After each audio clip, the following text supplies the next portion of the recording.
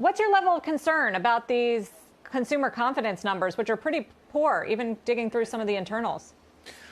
Well, certainly today we were encouraged to observe the housing data. Housing does remain a very strong point in the economy. So we are actually, and in this context, I'm actually looking more closely at levels than rates, because we had a big contraction in February, March, and April of this year. And so we're going to hopefully observe a lot of big growth rates in response to that, or in the wake of that. But I'm looking at levels. And when we look at the level of new home sales, we are now at a level higher than that in 2006. And when we look at the existing home sales, which is a much larger category, there too we're observing a level that is the highest it's been since 2006. And that's why we're also starting to see some strength in the residential construction sector, with real investment in residential real estate on track to increase at a 20% annualized rate in the third quarter. And that's about 4% of the U.S. economy. So something like that could add up to a full percentage point to real GDP growth. So we're definitely very encouraged by the housing news today. And the consumer confidence data is something that we're looking at very carefully. And there are some mixed messages there, because we saw in the conference board indicator a decline. But in the preliminary University of Michigan survey last week, we actually saw a slight uptake in consumer confidence.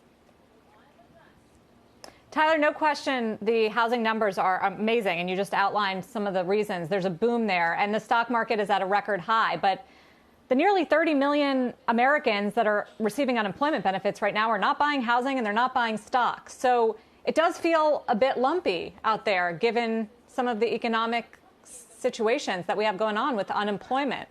What do you make of that overall disconnect with what we're seeing in housing and stocks and the rest of the economy?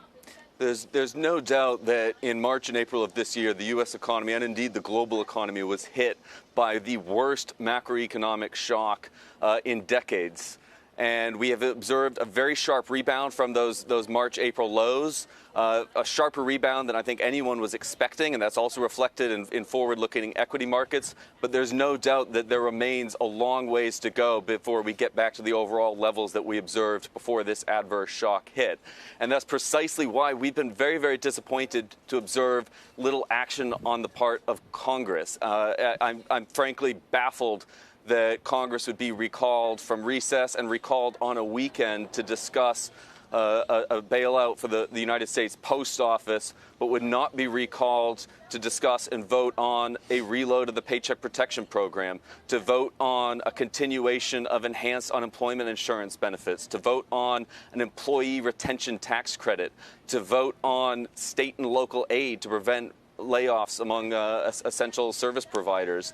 So I think there's no doubt that there's a lot of anxiety out there, and that's precisely why the Trump administration, in the absence of congressional leadership, took decisive action to provide protection against evictions and to provide continued enhanced unemployment insurance benefits in the wake of the worst macroeconomic shock to hit the U.S. economy in decades. Well, Tyler, it's David Faber. You know well why there is not that aid forthcoming. It's because there's such a huge gap between the administration's ask of, let's call it, roughly $1 trillion in aid, and the House's ask of roughly $3 trillion. And the key area of contention appears to be aid to state and local governments. How concerned are you? You mentioned concern about those state and local governments if they don't get any aid, even if it's just the $150 billion you guys are offering, or if it was to be a lot more. No aid at all. One would have to imagine layoffs are in the offing, if not already taking place, with so many of these strapped municipalities. So in the CARES Act, we provided $150 billion in assistance to state and local governments, plus an additional $50 billion from other sources and other mechanisms.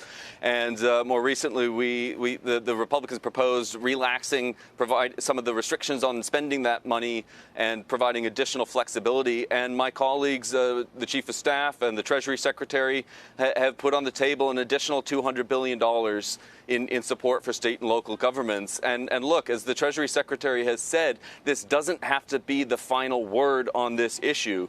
If we need to revisit the question of state and local funding, we can revisit that in a phase 5, in a phase 6. This doesn't have to be the end, but if we agree in principle that this support is needed, then let's get that support out there and then revisit the issue at when and where needed.